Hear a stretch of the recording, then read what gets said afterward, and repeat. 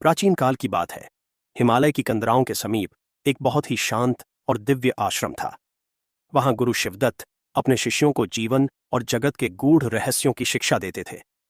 एक शाम जब सूरज पहाड़ों के पीछे छिप रहा था और चारों ओर धुंध छाने लगी थी, तब अजय अपने गुरु के चरणों में बैठकर बोला, गुरुदेव, आज मेरे मन में एक अजीब सी जिज्ञासा और भय ने जन्म लिया है।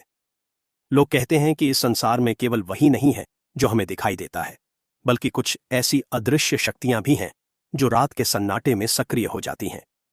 क्या भूत और प्रेत सच में होते हैं?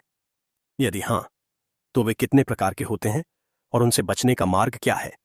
गुरु शिवदत्त ने अपनी आंखें खोलीं और अजय की ओर देखा। उनकी आंखों में एक असीम शांति और ज्ञान की चमक थी। वे बोले, पुत्र अजय, तुमने आज एक ऐसे विषय पर चर्चा छेड़ी है जिसे लोग अक्सर डर के कारण टाल देते हैं। यह वीडियो इसी सत्य को उजागर करने के लिए है।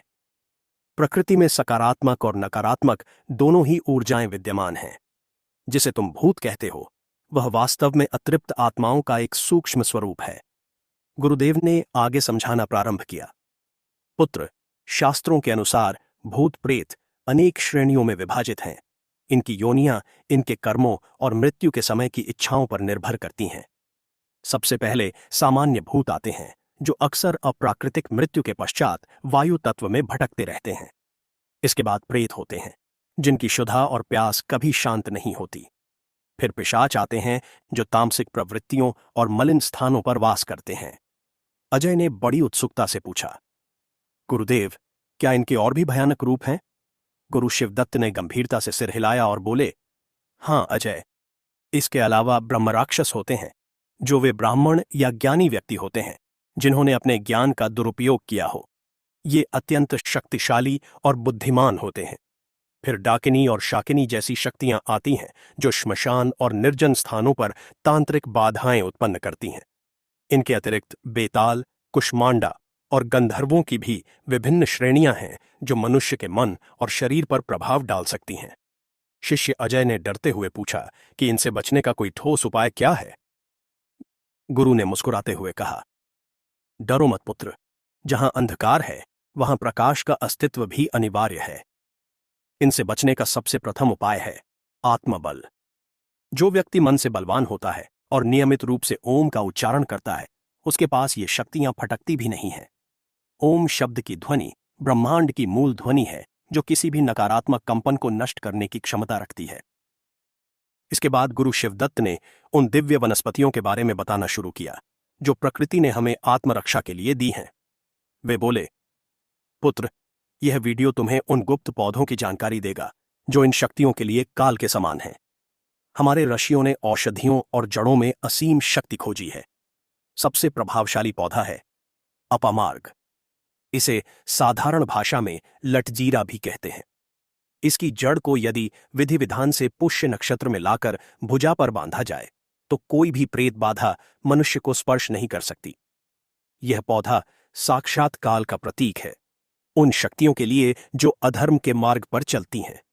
दूसरा महत्वपूर्ण पौधा है सफेद आक, जिसे श्वेतार्क भी कहा जाता है। इसकी जड़ में भगवान गणेश का वास माना जाता है। जिस घर के द्वार पर सफेद आक का पौधा होता है, वहां कभी भी नकारात्मक ऊर्जा प्रवेश नहीं कर सकती। इसकी जड़ का तिलक लगाने से मनुष्य की रक्षा होती है। अजय ने पूछा, क्या कोई ऐसा भी पौधा है जो हमें तत्काल आत्मरक्षा दे सके? गुरुदेव बोले, हां, सहदेवी का पौधा अत्यंत चमत्कारी है। इसकी जड़ को सिर पर रखने या ताबीज में भरकर पहनने से भूत प्रेत पास आने से कतराते हैं। इसके अलावा काली हल्दी की जड़ भी बहुत शक्तिशाली होती है। यह जड़ तांत्रिक रक्षा कवच की भांति कार्य करती है। यदि तुम्हें कभी किसी निर्जन स्थान पर भय लगे, तो तुलसी के पौधे का स्मरण करना चाहिए। तुलसी का पौधा केवल एक वनस्पति नहीं है, वह साक्षात चेतना का केंद्र है, जिसके चारों ओर एक सुरक्षा घेरा बना रहता है। गुरु शिवदत्त ने विस्तार से बताते हुए कहा, अजय, तुम्हें यह भी समझना होगा कि ये जड़ें और पौधे तभी पूर्ण प्रभावी होते हैं जब हमारा आचरण शुद्ध हो। मांस, मदिरा और अनैतिक कार्यों से मनुष्य का सुरक्षा चक्र टूट जाता है और उसे ये शक्तियां आसानी से अपना शिकार बना लेती हैं। अजय ने ध्यानपूर्वक सुनते हुए कहा कि गुरुदेव, क्या आप मुझे उस विशेष पौधे के बारे में और बताएंगे जो इन सब का काल है? गुरु ने एक जड़ की ओर संकेत करते हुए कहा, यह देखो, इसे शंख पुष्पी और वच कहते हैं। इनका मिश्रण भी बुद्धि और रक्षा के लिए अचूक है, परंतु जो सबसे प्रमुख है वह है धतूरे की जड़। यद्यपि धतूरा विषैला होता है, परंतु उसकी जड़ में ऐसी तरंगे होती हैं जो पिशाचों को दूर भगा देती हैं। अजय ने प्रश्न किया कि इन जड़ों को प्राप्त करने की क्या कोई विशेष विधि है? गुरुदेव ने समझाया, हां पुत्र, किसी भी दिव्य औषधि को लाने से पहले उसे निमंत्रण दिया जाता है। एक दिन पूर्व जाकर पौधे से प्रार्थना की जाती है कि मैं आपको जन कल्याण और आत्मरक्षा हेतु ले जा रहा हूं। अगले दिन सूर्योदय से पूर्व उसे सम्मान सहित निकाला जाता है। गुरु शिवदत्त ने अपनी बात जारी रखते हुए कहा, यह वीडियो केवल जानकारी के लिए नहीं है, बल्कि यह एक रक्षा सूत्र है। यदि मनुष्य अपने घर के चारों ओर नीम के पत्तों का धुआं करे और गुग्गुल के साथ लोबान जलाए तो वायुमंडल शुद्ध हो जाता है।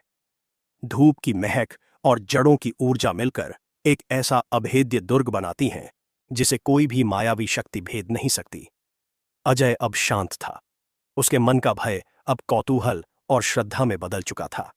उसने गुरु से पूछा कि क्या मंत्रों का भी इसमें कोई योगदान है? गुरु बोले, अवश्य पुत्र। ओम नमो भगवते रुद्राय जैसे मंत्रों का जाप करते हुए जब इन जड़ों का प्रयोग किया जाता है तो इनकी शक्ति अनंत गुना बढ़ जाती है। याद रखो, प्रकृति मां है और वह अपनी संतान की रक्षा के लिए सदैव तत्पर रहती है। बस हमें उन संकेतों और पौधों को पहचानने की दृष्टि चाहिए। इस प्रकार गुरु शिवदत्त ने अजय को उन समस्त गुप्त रहस्यों से अवगत कराया। उन्होंने बताया कि किस प्रकार एक छोटा सा पौधा भी बड़े से बड़े प्रेत को परास्त करने की क्षमता रखता है। इस ज्ञान को पाकर अजय ने गुरु के चरणों में वंदन किया और समझ लिया कि ज्ञान ही सबसे बड़ा कवच है। गुरुदेव ने अंत में कहा, अजय, यह वीडियो समाप्त करने से पहले एक बात सदा याद रखना। आत्मरक्षा का सबसे बड़ा पौधा तुम्हारे भीतर का विश्वास है। यदि तुम्हारा हृदय शुद्ध है और तुम सत्य के मार्ग पर हो तो ब्रह्मांड की कोई भी शक्ति तुम्हें हानि नहीं पहुंचा सकती।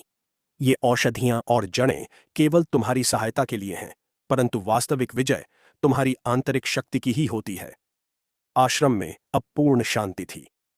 गुरु और शिष्य दोनों ध्यान में मग्न हो गए।